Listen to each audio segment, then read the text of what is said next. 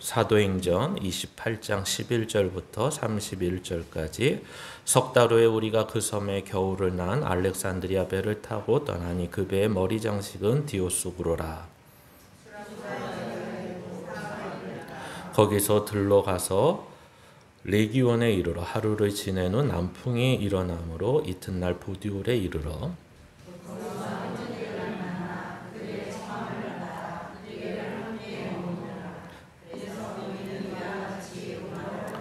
그곳 형제들이 우리 소식을 듣고 아비오 광장과 트레이스 타베르네까지 맞으러 오니 바울이 그들을 보고 하나님께 감사하고 담대한 마음을 얻으니라.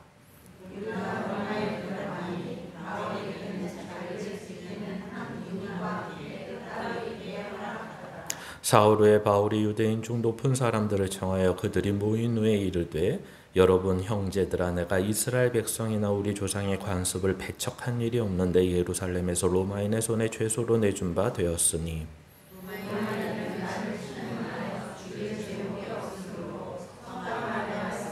유대인들이 반대하기로 내가 마지못하여 가이사에게 상소하며 내 민족을 고발하려는 것이 아니니라.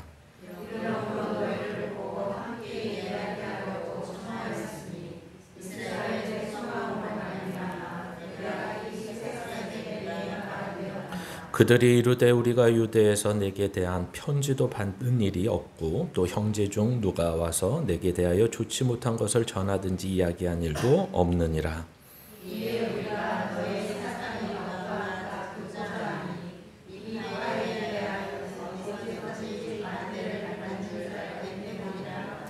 그들이 날짜를 정하고 그가 유숙하는 집에 많이 오니 바울이 아침부터 저녁까지 강론하여 하나님의 나라를 증언하고 모세의 율법과 선지자의 말을 가지고 예수에 대하여 권하더라.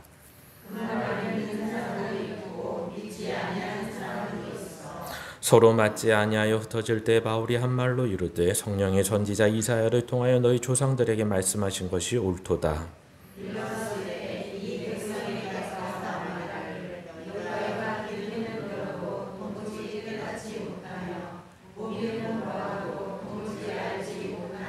이 백성들의 마음이 우둔하여져서 그 귀로는 둔하게 듣고 그 눈은 감았으니 이는 눈으로 보고 귀로 듣고 마음으로 깨달아 돌아오면 내가 고쳐줄까 함이라 하였으니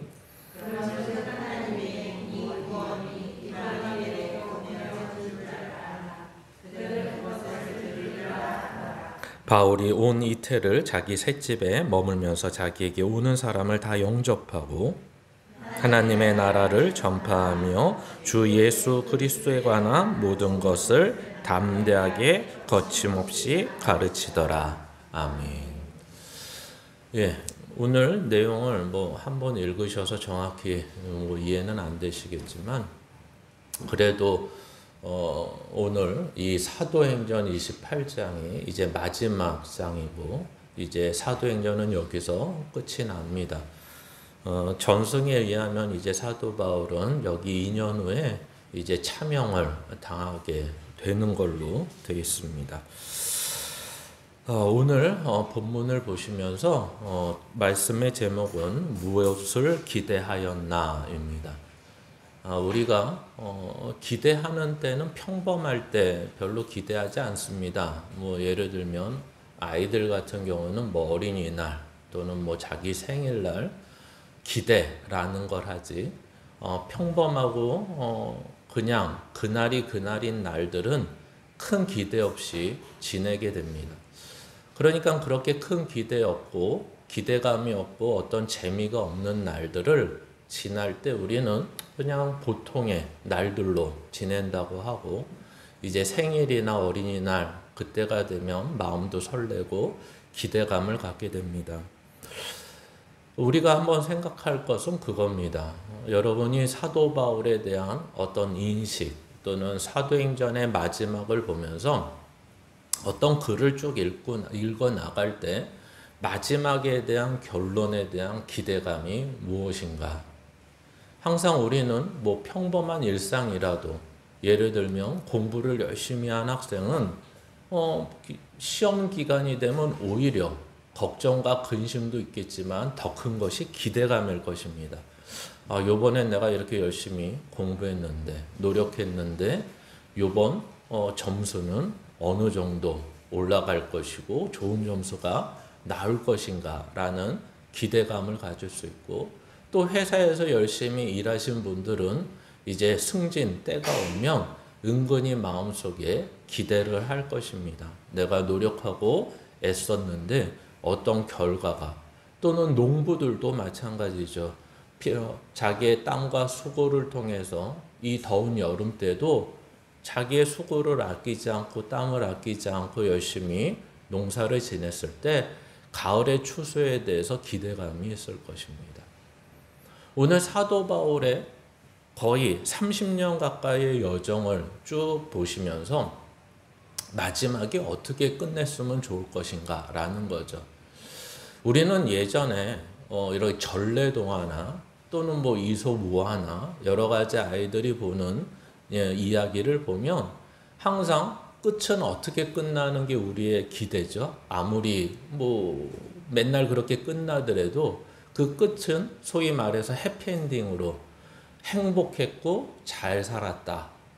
그리고 착한 사람 선인은 결국 보상을 받고 악인은 벌을 받는다. 이런 식의 결론들을 기대하는 것들을 보게 됩니다. 오늘도 이러한 사도행전의 내용을 보면서 특별히 우리가 한 사람 사도 바울이라는 사람에 초점을 맞추긴 하지만 이 사도 바울이 누구랑 함께 했느냐가 문제가 되는 것입니다. 만약에 사도 바울의 한 사람의 이야기라면 뭐 좋게 가면 위인전이 되고 나쁘게 가면 이렇게 살지 말라는 교훈의 책이 되겠지만, 특별히 사도 바울이 관심을 갖게 되는 이유, 기대를 하는 이유는 다른 것이 아니라 하나님이 그와 함께 하셨고 하나님이 그와 함께 하셔서 사도 바울은 자기의 일을 하는 것이 아니라 하나님의 일을 한 사람으로서 이 마지막을 보게 된다는 것입니다. 그러면 우리의 기대감은 이런 생각을 가지고 있을 때는 더욱더 커집니다. 야, 보통 사람도 아니고 하나님의 일이 그에게 맡겨졌고 그 일을 하는 데 있어서 하나님이 함께 하시는 사람의 마지막은 얼마나 대단할까? 얼마나 영광이 있을까? 그 마지막은 얼마나 찬란할까? 이런 생각과 기대감이 있으셔야 됩니다. 그러니까 성경을 읽을 때 어떤 종교적인 관점에서 교훈 또는 거기에 대해서 어떤 감정적인 이로움 이런 것을 우선적으로 보시는 것이 아니라 완전히 수필을 읽듯이 아니면 소설책을 읽듯이 이야기로서 쭉 한번 보실 수 있어야 되는 거죠. 그래야지만 지금 제가 말씀드린 내용, 지금 사도 바울이 하나님의 일을 하고 하나님과 함께 했을 때 그 마지막은 어떠한가? 왜 이게 중요할까요? 왜 이러한 기대감을 가질까요? 할 때 다른 것이 아니라 바로 저와 여러분의 삶이 동일한 삶이기 때문에 그렇습니다. 어떻게 해요? 우리도 하나님의 부르심을 받아 하나님의 일을 하라고 사명을 받은 사람이고, 사명만 받았을 뿐만 아니라 하나님께서 우리에게 약속하신 대로 하나님이 늘 우리와 함께 하신다고 하셨기 때문에 이러한 동일한 공통분모가 있기 때문에 과연 사도 바울의 인생의 마지막이, 특별한 사명을 받은 자의 마지막이, 그리고 인간적으로 봤을 때 위대한 업적을 남긴 자의 마지막이 어느 정도 우리가 원하는 모습이었다면, 우리는 그만한 모습까지는 안 되지만 그와 거의 비슷한, 거기에 준하는 하나님이 우리에게 주시는 이 땅에서의 결론이 찬란한 모습의 내용이 되지 않을까 기대한다는 것입니다. 근데 오늘 읽어보셨지만, 끝까지 읽어보셨지만 과연 그 기대감을 채웁니까? 이런 거죠.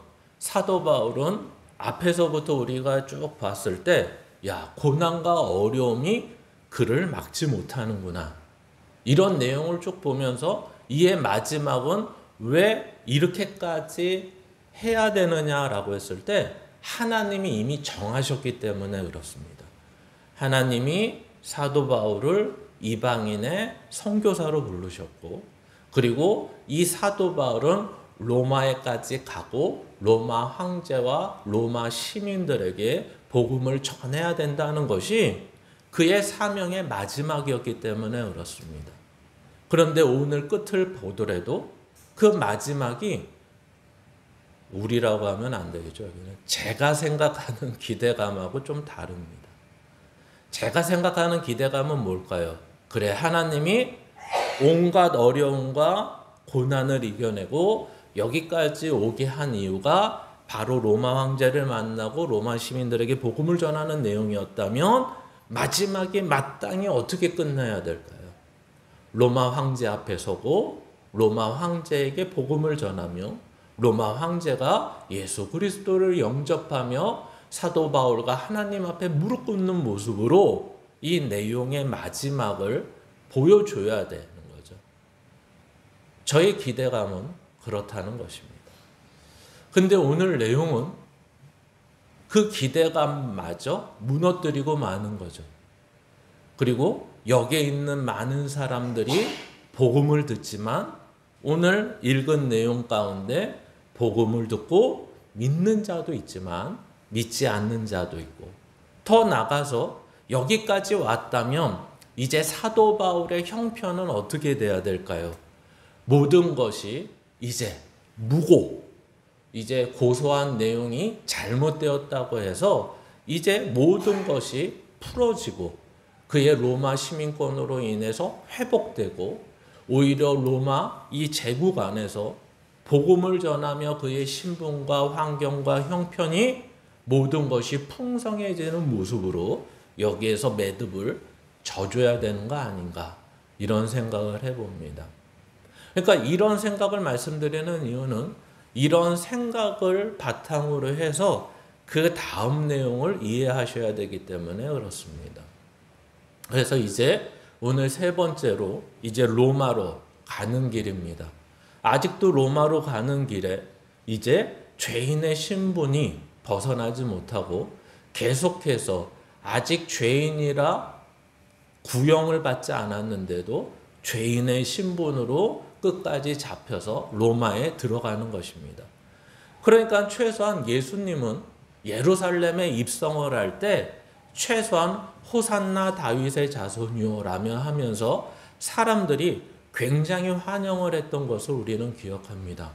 근데 사도 바울은 환영을 받는 것이 아니라 이제부터 볼 그의 긴 여정을 보면 마지막에 그 난파된 배에서부터 편하게 로마까지 입성하고 그 로마를 입성할 때 많은 사람들이 당신의 소식을 들었습니다. 그리고 당신이 가져온 복음으로 인해서 내가 듣길 원합니다. 환영합니다. 프랭카드를 써놓고 대대적인 환영 인파가 몰려서 그를 환영하는 모습은 전혀 없다는 것입니다. 오늘 수라고사, 레기온 보디올 이런 식으로 쭉 나중에 더 설명을 드리겠지만 이게 지금 거리로만 따지면 한 700에서 800km 이상 되는 거리를 이제 통과해서 이제 로마까지 가는 것입니다. 그리고 오늘은 로마로 가는 길로 끝나는 것이 아니라 다음 장을 보시면 이제 로마에 도착을 합니다. 여전히 도착했을 때도 금방 말씀한 드린 대로 환영하는 사람은 없고 오히려 죄인된 신분으로 갑니다. 그리고 로마로 가면서 그 육로로만도 한 220km를 아비오 광장이나 트레스타 타베르네라는 이게 약간 라틴어 계열로 써 있는데 이제 세체의 여인숙 이런 개념입니다. 그래서 아비오 광장을 지나서 사람들을 만나고 거기서 이제 같이 로마로 들어가는 로마 안에서의 내용을 말을 하고 있고, 또 로마 안에서의 내용도 그렇게 기대할 만한 내용이 없고 앞에 써 있는 것처럼 오히려 자기가 새 집을, 그러니까 새로 집을 하나 마련을 하고 이제 우리 옛날식으로 말하면 가택연금 이렇게 되는 거죠. 그 집에 감옥 대신 갇혀 있으면서 아무런 재판 없이 2년이라는 시간이 지나가고 말았다. 이 얘기로서 오늘 얘기가 끝나는 것입니다. 그래서 오늘 이제 본문으로 들어가시면 이렇게 되는 거죠. 로마로 가는 길에 앞에 보시면 우리에게 익숙치 않은 다 얘기입니다. 멜리데, 수라구사, 레기온, 보디오, 아비오 광장 뭐 이렇게 쭉 있는데 이게 어떤 얘기냐면 이런 얘기입니다. 우리나라식으로 얘기하면 이런 거예요. 독도에서 울릉도를 거쳐서 부산에 도착해서 부산에서 서울로 갔더라. 이 얘기입니다. 지금처럼 얘기하면 몰타섬에서 시칠리아 또는 시실리라고 부르는 섬 하나를 더 거치고 거기에 이 보디올이라는 항구의 이제 이탈리아 육지에 도착해서 이제 그 육로로에서 이제 로마로 갔다. 이 긴 여정을 쓰는 것입니다. 그러니까 사도 바울은 여기서도 이 긴 여정을 거치면서 지금 나이가 거의 뭐 60 전후가 되는 거거든요. 그러니까 지금 2000년 전에 60 전후가 됐다라는 말은 굉장히 노인이었다는 것입니다. 그러니까 이 말씀을 또 드리는 이유는 단순합니다. 그의 여정이 아무런 방해가 없고 아무런 뭐 쇠사슬을 묶고 가지 않더라도 지금 이 700-800km의 여정을 배를 타야 되고 바람이 불 때까지 기다려야 되고 하는 수일에 걸친 이러한 여정들은 그렇게 만만하지 않았다.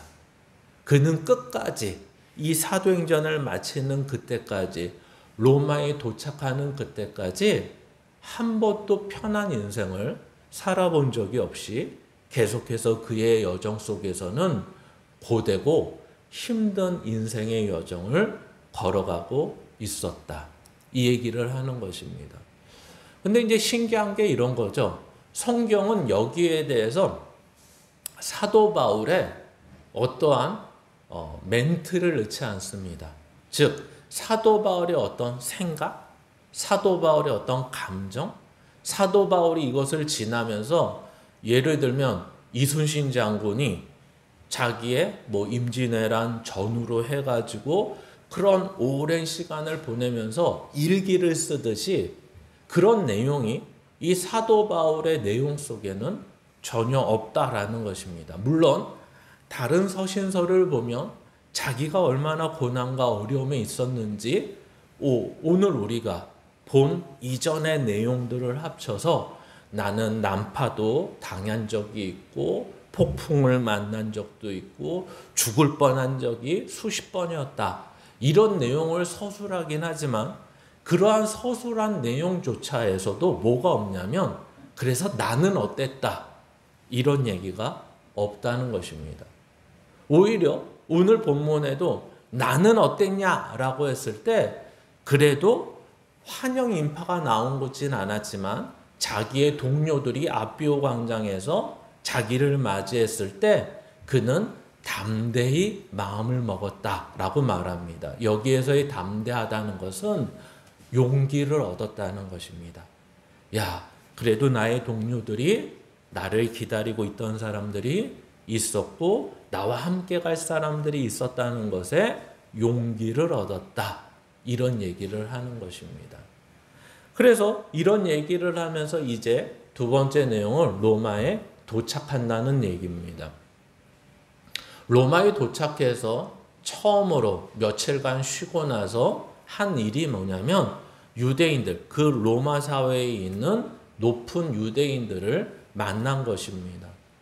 이 사람들을 만났을 때 이제 자기가 로마에 온 이유를 설명합니다. 한마디로 얘기하면 이런 거죠. 나는 유대인법이든 로마법이든 무죄합니다. 그러나 나를 힘들게 하는 유대인들이 나를 고발하여 죽이려고 했을 뿐이고 나는 전혀 로마까지 오는 데 있어서 죄를 가지고 오지 않고 오히려 황제를 만나서 이 문제를 풀기 위해서 온 것입니다. 그리고 한마디를 더 합니다. 나는 나를 고소했던 사람들, 힘들게 했던 사람들을 고발할 마음은 없습니다. 즉 다시 말하면 그들이 나를 힘들게 했다 그래서 적대감을 갖는 모습은 아니라고 설명하는 것입니다. 그리고 내가 지금 이렇게 쇠사슬에 매어서 죄인의 모습으로 온 이유를 가장 크게 얘기하면 뭐라고 설명하냐면 이스라엘의 소망으로 인하여 내가 여기까지 왔습니다. 이렇게 표현하는 것입니다. 그러니까 표현 자체가 어떤 것인지 아시겠죠?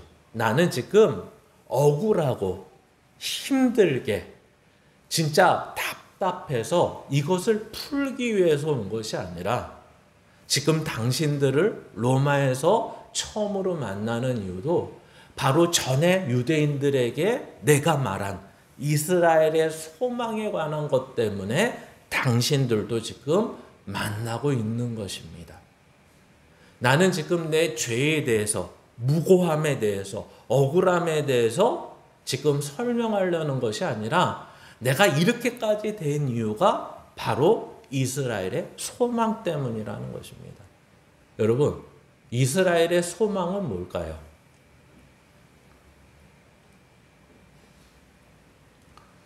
사도행전에서 말하는 이스라엘의 소망 때문이라는 것은 결론적으로는 예수 그리스도 때문이죠. 그 예수 그리스도가 뭐 했다는 것 때문에 그렇죠? 우리를 위해서 죽으시고 부활하셨기 때문입니다. 그 우리를 위해 죽으시고 부활하신 자를 뭐라고 설명하죠? 구원자라고 합니다. 그러면 이스라엘 사람들에게 이 얘기는 바로 메시아에 관한 얘기고 우리를 구원할 그 소망에 관한 얘기인 것입니다.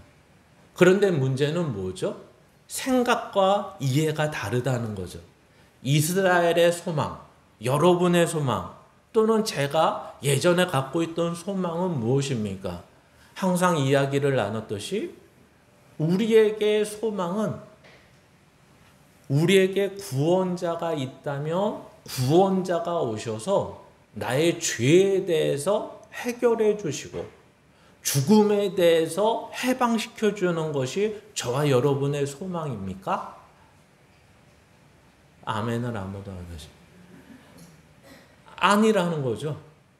이스라엘 사람들이 알았던 것처럼 그들의 이해 속에 있는 것처럼 이스라엘의 소망, 우리의 소망은 어떤 신적인 존재가 여기서 말하는 하나님이 구원자를 보내서 우리의 이러한 억압 또는 가난함 또는 아픔, 얽매임 이런 세상적인 모든 것을 해결해 주는 것이 우리의 소망이라고 생각하는 것입니다. 근데 사도 바울이 딱 등장을 해서 뭐라고 기쁜 소식을 전하냐면 여러분이 갖고 있는 세상적인 소망보다 더 큰 소망이 있는데 그것이 하나님의 소망입니다. 그 소망은 여러분들을 죄에서부터 자유케 하며 죽음에서부터 해방시키며 죽음에서부터 부활케 하는 그 소망입니다. 그리고 그 소망을 누가 이루었냐면 바로 예수 그리스도께서 이 소망을 이루셨습니다. 이스라엘 사람들에게는 여기에서 하나 더 붙여서 얘기하는 거죠. 여러분이 믿고 있는 구약의 약속의 성취가 예수 그리스도로 인하여 이루어졌습니다. 이 얘기를 딱 했을 때 아멘을 하든지 박수로 환호를 하든지 해야 되는데 아무도 그 말에 아멘도 하지 않고 환호하지 않았다. 이 얘기를 하는 것입니다. 그런데 이 얘기를 끝까지 하는 의미는 뭐냐면 나는 이것 때문에 쇠사슬에 매였어도 온 것이다. 만약에 이것이 세상의 소망이었다면 만약에 내가 이것 때문에 쇠사슬을 찼다면 난 더 이상 이 일을 안 했을 것 같다. 이 얘기입니다. 그러나 내가 쇠사슬에 매이면서까지 그리고 이 로마까지 오는 긴 여정과 어려움 속에서 그래도 여기까지 온 이유는 바로 이 소망을 당신들에게 전하고자 하는 것이다. 라고 말하고 있는 것입니다. 그래서 다음 장에 보시면 이렇게 되는 거죠. 그 복음이 전파되고 있다는 것입니다. 그래서 특별히 유대인들에게는 하나님 나라와 그리고 선지자의 말씀과 그리고 예수 그리스도에 대해서 모든 것을 전하게 됩니다. 그러나 역시 사람들은 오늘 내용에서는 글로 표현하는 것은 믿는 자도 있었고 안 믿는 자도 있었다라고 표현을 하지만 거기 있던 유대인들의 대부분이 아마도 안 믿는 쪽에 가까웠던 것 같습니다. 그러면 어떨까요? 여러분,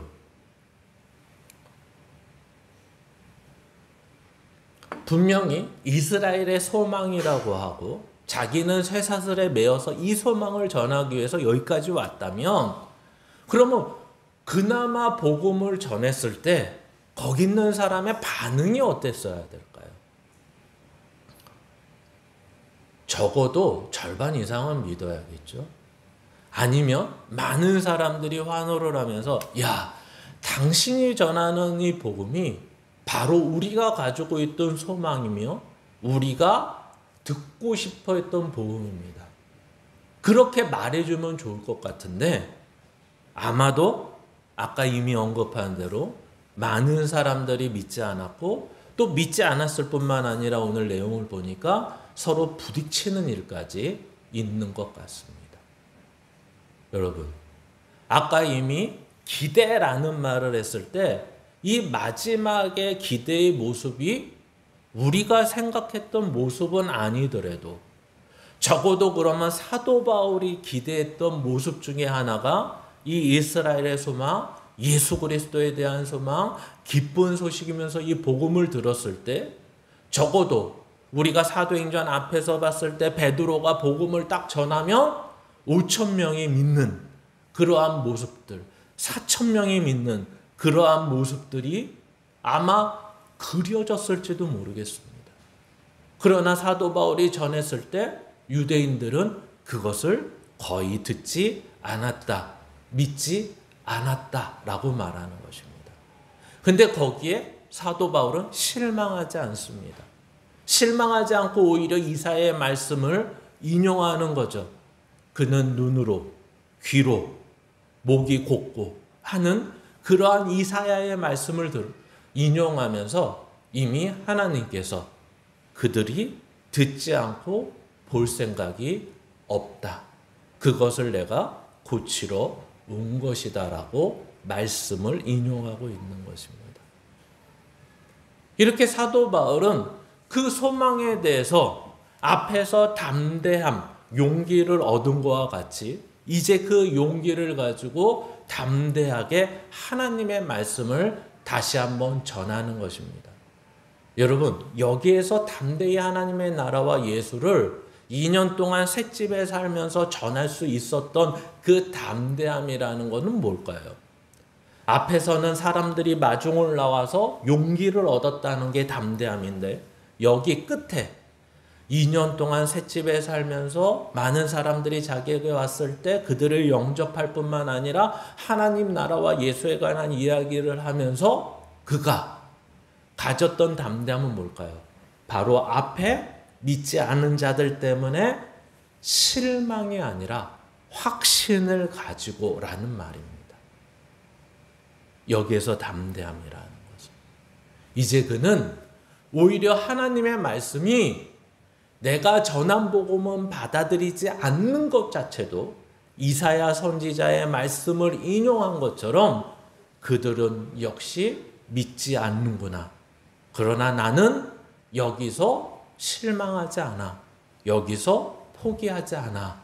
왜냐하면 하나님의 말씀대로 이 자체도 이루어진 것 때문에 그런 거야. 그래서 자기는 더욱더 어떻게 했다고요? 확신을 가지고 하나님 나라와 예수 그리스도를 전하였다. 이렇게 이야기하는 것입니다.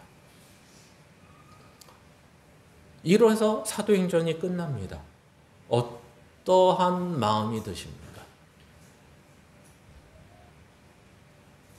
그러니까 요즘식으로 말하면 이게 뭐지? 근데 요즘은 참 좋은 게 뭐냐면 이게 뭐지?로 끝나지 않고 사람들은 이것을 의아하게 생각하지 않고 어떻게 생각하냐면 열린 결말 이렇게 생각을 합니다.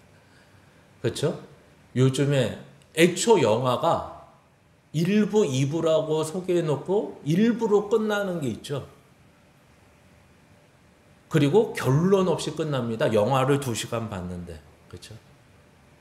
그리고 그것뿐만 아니라 어떤 영화를 보면 결론이 복수를 하든지 아니면 누가 죽든지 뭔가 이렇게 결론이 나야 되는데 엔딩 자막만 쭉 올라가고 끝나버리는 경우가 있어요. 그래서 사람들이 거기에 대해서 물론 흥행한 영화에 한해서 사람들이 이 결론은 이렇게 됐어, 저렇게 됐을 거야 라고 말할 뿐입니다.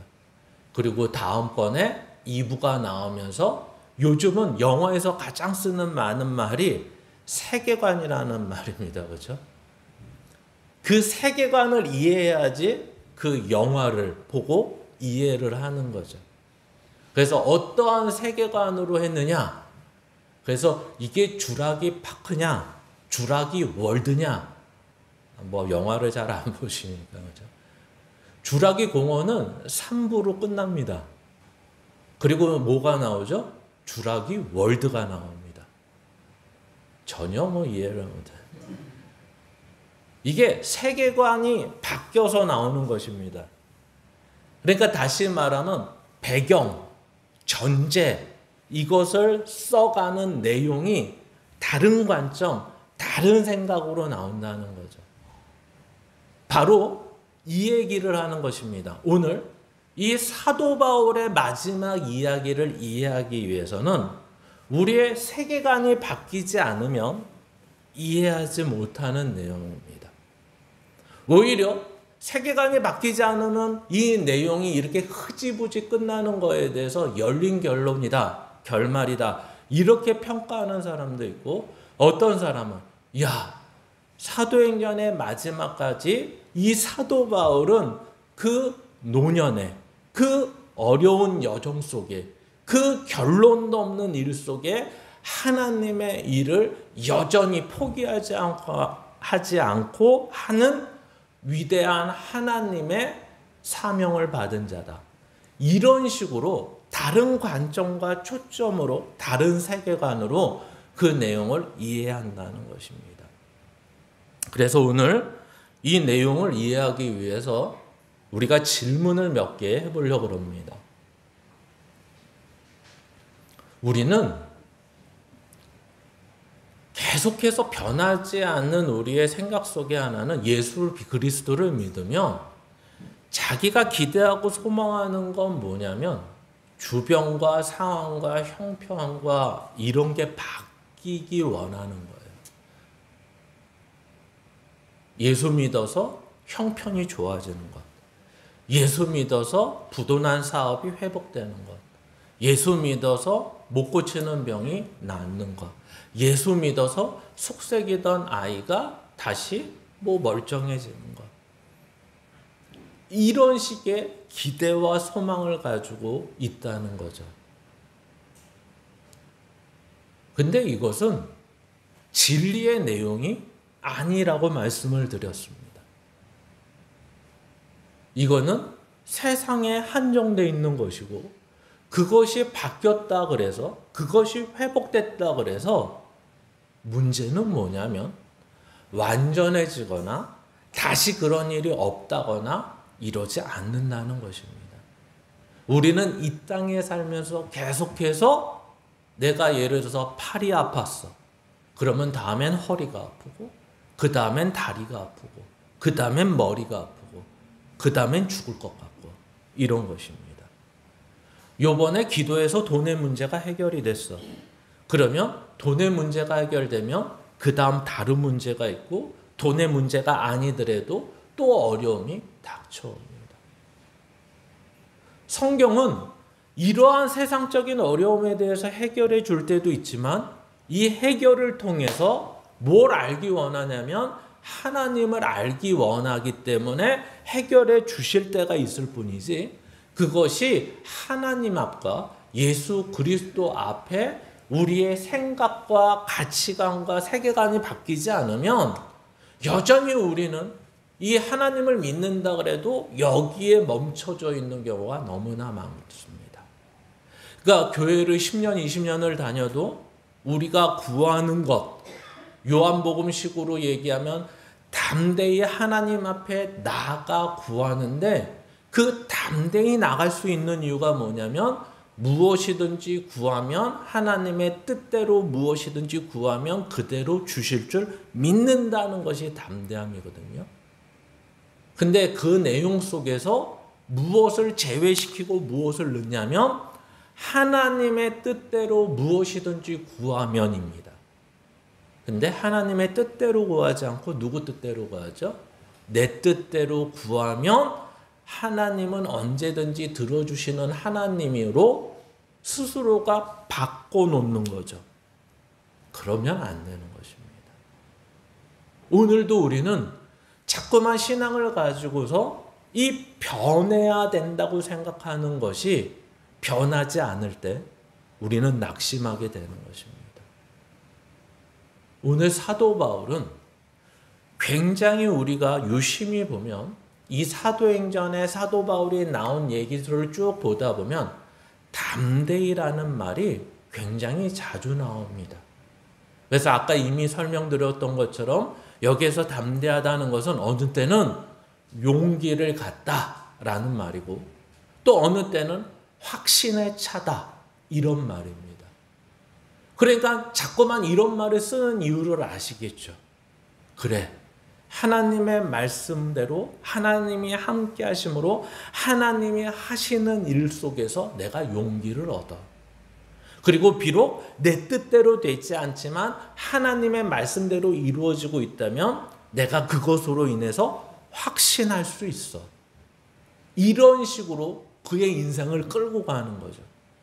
그러니까 아까 이미 언급한 대로 그의 여정 속에 죄인이라는 신분과 쇠사슬에 매여 있는 것과 그의 자유를 억압하는 모든 것들이 있더라도 그는 한 번도 이것 때문에 하나님 앞에 기도하지 않습니다.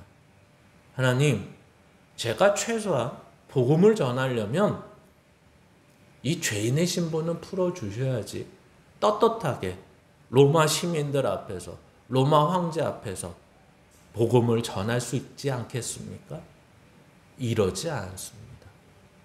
그는 세상의 모든 고난과 억울함을 가지고 있지만 우리에게 보여주려고 하는 것은 이미 아시다시피 내가 가택 연금을 당하고 억울한 누명을 써서 죄인이라는 신분을 갖고 이 로마까지 왔지만 하나님의 복음이 하나님의 말씀이 그들에게 전해지는 데는 전혀 방해가 되지 않고 불편하지 않구나를 아는 것입니다. 즉 이것을 확대해서 얘기하면 하나님의 자녀로 사는 데 있어서 내 주변의 환경과 어려움이 변하지 않는 것이 하나님의 사람으로 사는데 문제가 되지 않는구나를 알게 된다는 것입니다. 이게 왜 그렇게 중요하냐라고 했을 때 우리가 사도 바울과 같은 동일한 어려움을 겪게 되기 때문에 그렇습니다. 왜 겪게 되죠? 이 땅은 아직도 죄된 세상이기 때문에 그렇습니다. 아직도 거짓말하는 자들이 있고 아직도 죄가 왕노릇하는 것입니다. 근데 하나님의 자녀, 하나님의 사람은 여기서 어떻게 살라고 그러죠? 하나님의 사람답게, 의인답게 살라고 합니다. 그러면 금방 들어서 아시겠지만 이 죄된 세상에서 의인답게 살 때 거기에 합당한 보상과 인정과 살만한 세상이 될까요? 그렇지 않습니다. 죄된 세상에서 의인으로 산다는 것은 고난과 어려움, 마치 사도 바울이 우리에게 보여주고 있는 여정과도 같은 것입니다. 우리는 이것을 이해해야 된다는 거죠. 그리고 두 번째는 이사야의 말씀을 인용할 때 그가 보는 관점, 그가 보는 시각, 그가 보는 세상이 아니라 이제는 어떻게 세상을 바라보냐 했을 때 말씀을 가지고 세상을 바라보기 시작한다는 것입니다. 우리는 아직도 세상을 바라봤을 때 이런 식으로 바라보는 거죠. 여러분, 항상 말씀드리는 것처럼 계시록에 있는 천국을 비유할 때 천국에 가면 어떠한 모습처럼 그려지냐면 이 바닥은 황금길로 깔려져 있다 그러고 저 문은 루비가 박혀 있고 사파이어가 박혀 있다 그러고 하여튼 우리가 알고 있는 보석과 금과 음으로 모든 것이 뒤덮여 있다고 얘기합니다. 이게 바로 우리가 보는 세상적인 관점이죠. 보십시오. 여기서 볼 때 그러한 천국의 모습은 굉장히 찬란하고 가고 싶은 곳일 겁니다. 그러나 막상 가면 거기에서 금과 루비와 사파이어의 가치는 어떨까요? 이렇게 생각하시면 되죠. 금이 뭐 대신 깔려있죠? 콘크리트 대신 깔려있죠. 문이 나무 대신 보석으로 되어 있는 거예요. 그러면 그 가치는 천국에서는 저 몽골 해수욕장의 그 돌 하나의 가치도 없을 것입니다. 거기서는 마땅한 거죠. 문이 다 보석이어야 되는 거죠. 근데 여기서 볼 때 그것은 찬란하고 영광된 모습처럼 보일 뿐입니다. 바로 우리의 시각이 그래야 된다는 거죠. 오늘 우리가 살아가는 이 땅 속에서 세상의 모습으로 세상을 판단하는 것이 아니라 이제는 말씀의 눈으로 세상을 볼 수 있어야 됩니다. 세 번째는 뭐죠? 마지막에 대한 기대감입니다. 항상 이것도 말씀드렸다시피 히브리서 11장의 내용에 많은 믿음의 조상들이 나옵니다. 믿음의 조상들이 나왔을 때 그 믿음의 조상들의 오늘 내용에 비춰봤을 때 공통점이 뭐라고요? 이 땅에서 아무런 보상이 없다는 것입니다.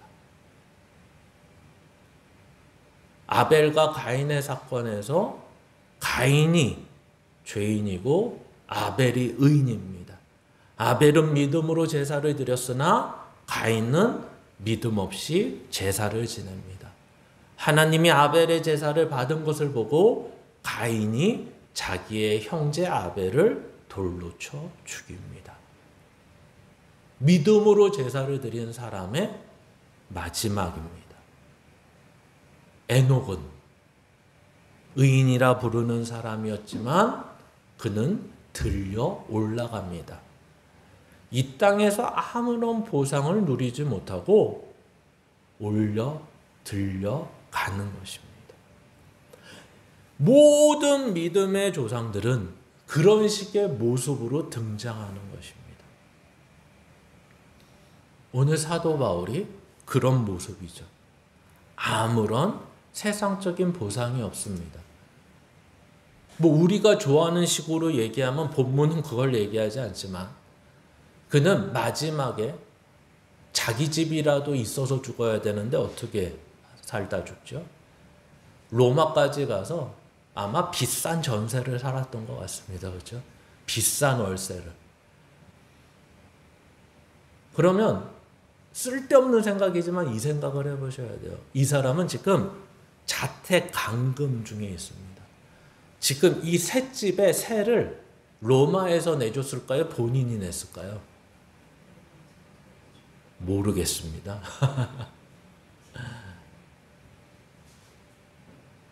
근데 많은 주석가들은 개인이 부담했을 거다. 이 사람은 텐트를 만드는 사람이었고 감옥에 안 가는 대신 여기에 있으면서 물론 주변의 도움도 받았지만 이 집안에서 텐트를 만들면서 그것을 팔아 겨우겨우 지냈을 것이다. 어떤 식으로 지냈든지 그는 이 세상에서 마지막까지 있는 동안 마치 예수님께서 말씀하신 것처럼 여우도 굴이 있다. 근데 나는 머리 둘 곳이 없다. 라고 말하는 것처럼 세상에서 아무런 보상과 아무런 매듭 없이 이 세상을 살다 가는 것입니다. 그리고 마지막으로는 일반적이지 않은 결론인 것입니다. 바로 우리의 질문은 이 마지막에 있는 것 같습니다.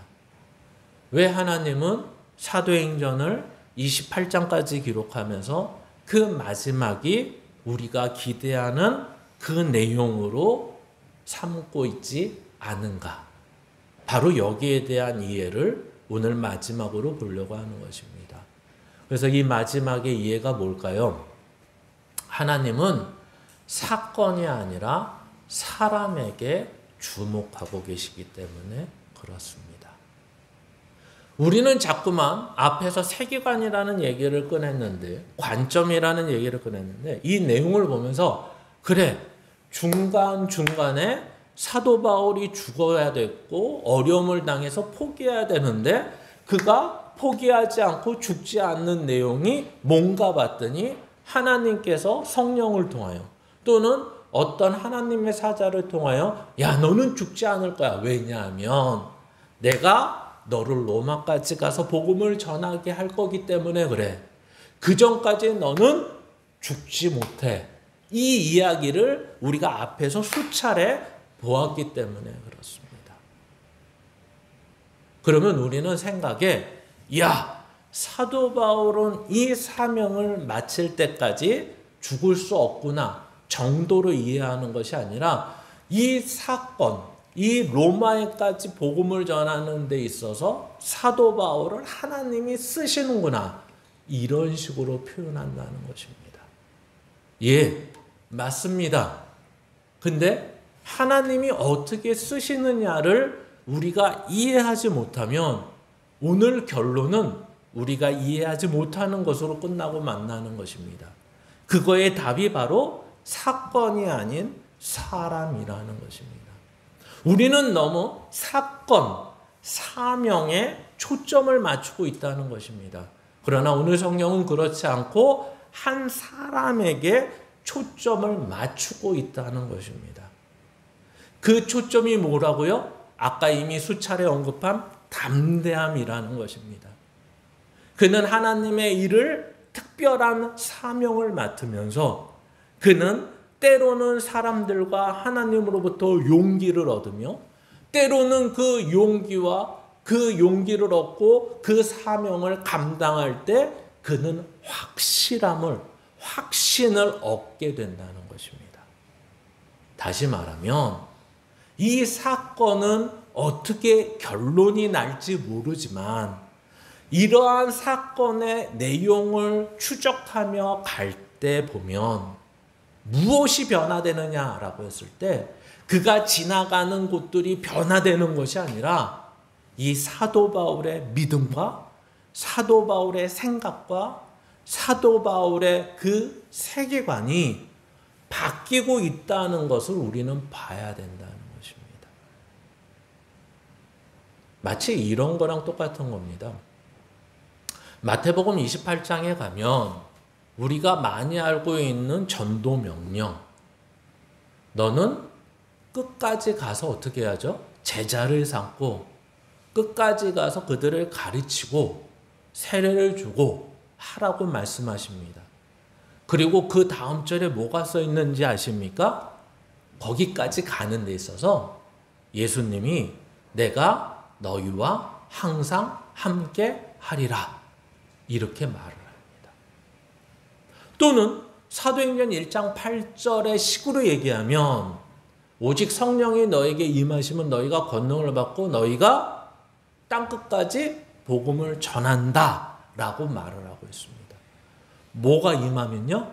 성령이 우리에게 임하면, 성령이 우리와 함께하면 너희가 이러한 사명을 감당하게 될 것이야 라고 말하고 있는 것입니다. 그러면 우리는 이러한 사명을 감당하는 데 있어서 자칫 잘못 생각하면 이 사도 바울처럼 그래, 목회자가 돼야 되나? 선교사가 돼야 되나? 아니면 전도사가 돼야 되나? 그래서 복음을 땅끝까지 전해야 되는 우리의 사명을 잘 감당해야 되지 않나? 그리고 모든 교회가 이야기하는 전도의 사명을 크게 플랜카드로 붙여놓고 우리가 이 세상을 변화시키고 많은 사람들에게 복음을 전하여 전도인의 사명을 감당해야 되는 거 아닌가? 이렇게 생각하고 있다는 것입니다. 예, 마땅히 하셔야 됩니다. 복음을 아직 듣지 못한 사람이 있다면 기회가 있을 때 그에게 복음을 전해줘야 되고, 복음을 들었으나 그의 삶이 변화되지 않고 교회도 다니지 않고 그 삶에서 예수 그리스도의 삶을 살아가지 못한다면 그 살아가지 못하는 사람 앞에서 내가 예수 믿는 자의 삶의 모습을 보여주며 증거해야 되는 것이 우리의 본 모습이며 사명인 것입니다. 근데 오늘 성경을 보니까 이 사명으로 만약에 해서 이것이 우리의 목표가 되고 이것이 우리의 사건이 되면 우리는 그거밖에 할 게 없는 사람처럼 보입니다. 그래서 항상 이것도 말씀드렸다시피 예를 들면 전도에 너무 강조점을 주다 보면 이렇게 되는 거죠. 천국에 올라가서 하나님이 천국 문 앞에서 묻는다는 거죠. 너 세상에 있을 때 뭐 하다 왔느냐. 그러면서 뒤에 구체적으로 묻는 게 뭐죠? 너 몇 명 전도했냐. 하나님이 몇 명 전도한 사람에게 천국 문을 열어주실까요? 그냥 물어보시는 거겠죠. 그렇죠? 그냥. 이 말은 뭐죠? 천국은 어떻게 가는 거니까? 전도를 몇 명에서 가는 게 아니라 예수 그리스도로 인하여 하나님의 은혜로 말미암아 천국에 가는 것이지. 전도를 몇 명 했냐에 따라서 또는 들어가서 사는 데가 달라지고 이런 것은 아닙니다.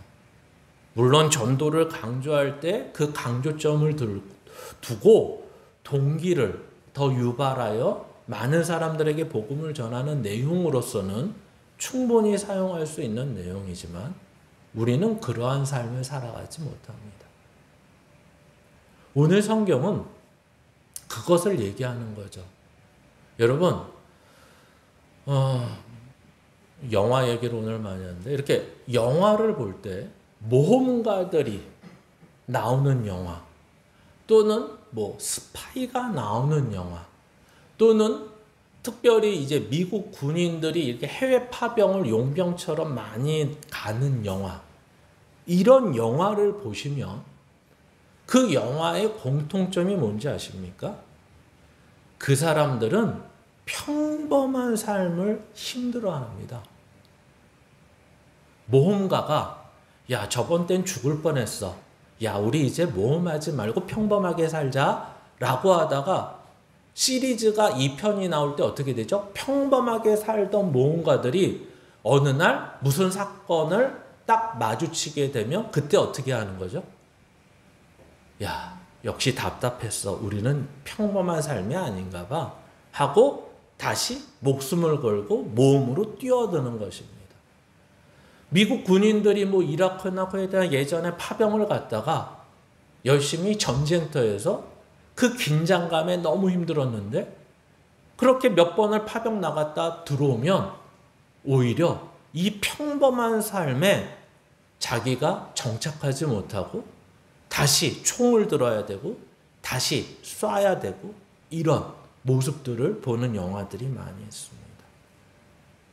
만약에 이게 사도 바울의 삶이 사건이었다면, 하나님의 사명이 사건이었다면 그의 마지막은 결국 이렇게 평가돼야 되는 것입니다.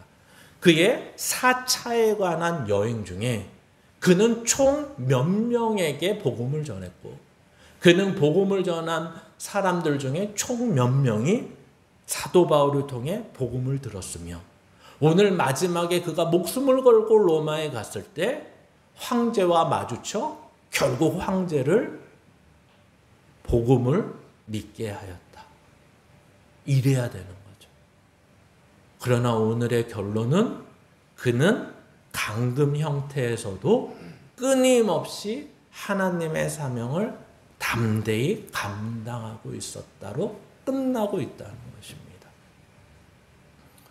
어떻게 해서 이런 억울하고 이러한 형편없는 환경과 어려움 속에서도 사도 바울은 그것을 감당할 수 있었냐? 그 4차에 관한 선교 여행 중에 결론은 하나님이 함께 하셔서 무엇을 하셨나 보니까 그를 하나님의 자녀답게 만들어 가고 계셨다. 이 얘기를 하는 것입니다. 그래서 오늘 결론을 보면 열린 결론이 아니라 이런 결론이 되는 것입니다. 봐라. 사도 바울을 봐라. 그가 지금 가지고 있는 신분, 그가 가지고 있는 환경, 그의 마지막 노년의 모습을 봐라. 그의 담대함을 봐라. 그의 하나님의 자녀다움을 봐라. 어떤 목표와 어떤 사건이 이루어지는데 그의 삶을 건 것이 아니라 그가 결국 이러한 여정을 통해서 하나님의 사람이 된 그의 모습을 보아라. 그는 강하고 담대하다. 이 죄된 세상에 눌리지 않고 더 이상 이 죄된 세상에 억울하다고 하지 않고 이 죄된 세상에서 의인으로 하나님의 자녀로 살다 끝내는 인생을 봐라. 이 얘기를 하는 것입니다. 그래서 하나님의 자녀로 만들어가는 거죠. 여러분 아까 영화 얘기하다가 말했지만 스파이 영화를 보시면 007이 나중에 주인공이 바뀌는 이유가 뭡니까? 늙어서 또는 죽어서. 그렇죠? 많은 스파이들이 스파이 영화를 보면 죽어나갑니다. 다 뭘로 쓰이죠? 소모품으로 쓰이고 일회용으로 쓰입니다. 하나님은 우리를 한 사람 한 사람 하나님이 함께 하셔서 만드는 것이지 하나님이 함께 하셔서 우리를 일시켜 먹으려고 그러고 하나님의 일을 대신시키려고 부른 것이 아니다. 그래서 스테반이 죽었어요, 그럼? 베드로는 말씀을 전했더니 5천 명이 믿으니까 조금 더 살게 해주고 스테반이 복음을 전할 때는 한 명도 안 믿으니까 그 자리에서 돌로 쳐 죽입니까?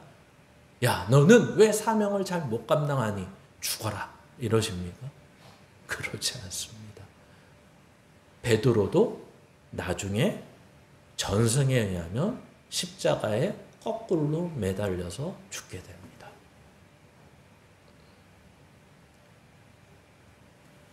그래서 마지막엔 우리의 삶의 모습은 사건 앞이 아니라 어떤 보상 앞이 아니라 복음 앞에 사는 삶의 모습이 고스란히 드러나야 되는 거죠.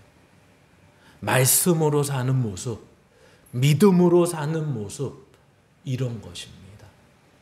과연 이렇게 하나님의 자녀로 만들어가고 믿음으로 살고 복음 앞에 사는, 세상 앞에 살지 않고 복음 앞에 사는 인생은 어떤 인생이냐라고 했을 때 오늘의 결론은 바로 이런 것입니다. 강하고 담대하라. 마치 마태복음 28장 끝에 있는 것처럼 또는 사도행전 1장 8절에 있는 것처럼 이렇게 말하는 것 같지 않습니까? 강하고 담대하라. 내가 너와 함께 함이라. 그러니까 이 죄된 세상에서도 복음을 전할 수 있는 거꾸로 가는 인생이 될 수 있고 이 보상이 없고 나에게 결실을 주지 않는 세상에서도 원망이 없고 억울함이 없고 소망을 바라보고 살 수 있는 인생이 되는 것. 그러한 인생은 어떻게 이루어지는가라고 했을 때 우리 보고 강하고 담대하라는 것입니다. 그래서 이것을 설명하기 전에 마지막 결론의 말씀을 한번 읽어보겠습니다. 여호수아 1장 9절입니다. 같이 읽습니다. 시작.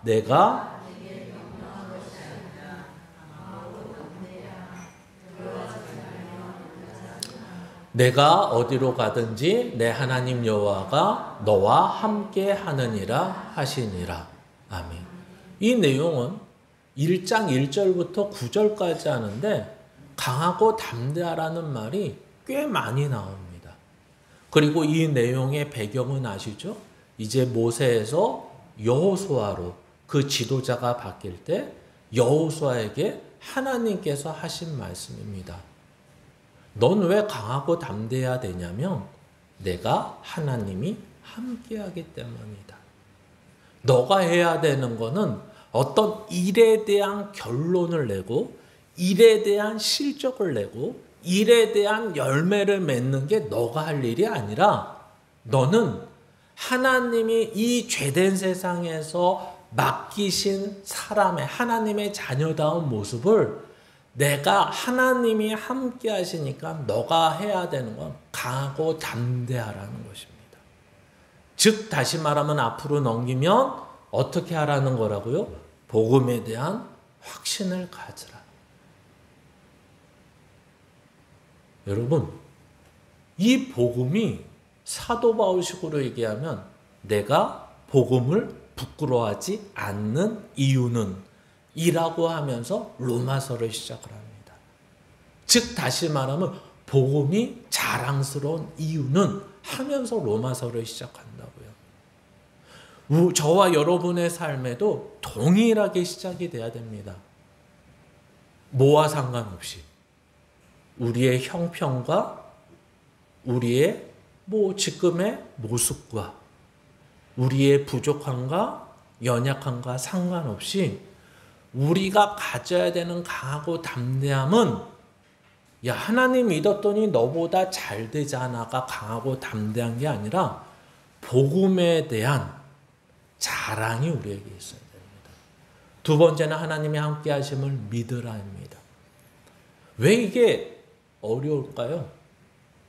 금방 앞에서 다 이야기한 것처럼 하나님이 함께 하시면 어떻게 될 거라고 생각하는 거예요?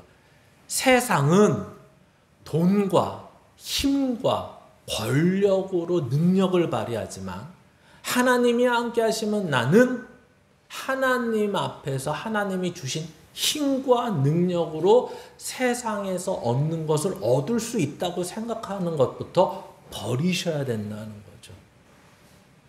하나님이 함께 하시면 그 세상의 힘과 권력과 명예와 이 모든 것보다 하나님의 일을 하는 데 있어서 쓸모가 없을 뿐만 아니라 그것을 이루어가는 하나님이 함께 하심을 믿어야 된다는 것입니다. 그리고 더 나아가서 이 강하고 담대함은 사도 바울의 인생에서 봤지만 하루아침에 일어나는 것이 아닙니다. 어느 날 내가 기도를 했더니 다음날 일어났더니 하나님에 대한 믿음과 세상에서 사는 강하고 담대함이 딱 내 안에 와서 오늘부터 그렇게 살 수 있다가 아니라 이 하나님의 자녀답게 사는 것은 이 강하고 담대함은 매일매일 누적되고 쌓여가는 것입니다.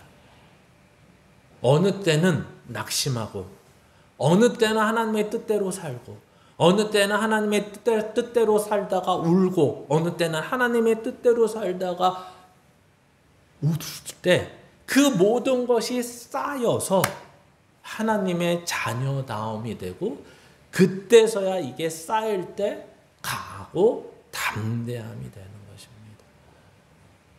오늘은 우리는 사도 바울을 하나님께서 부르셔서 이렇게 사용하신 것과 같이 오늘도 저와 여러분을 어떤 소모성이나 일회성이나 어떤 하나님의 일을 대신하는 자로 부른 것이 아니라 하나님의 일을 할 때는 동참하는 자로 그리고 그 동참하여 하나님의 일을 함께 할 때 하나님을 알게 되고 믿게 되는 하나님의 자녀로 만들고 계시고 사도 바울도 이 결론이 바로 우리에게 이러한 모든 것은 하나님의 은혜요 하나님이 함께 하셔서 사도 바울을 여기까지 이끄시며 만드셨다는 증거가 되는 것입니다.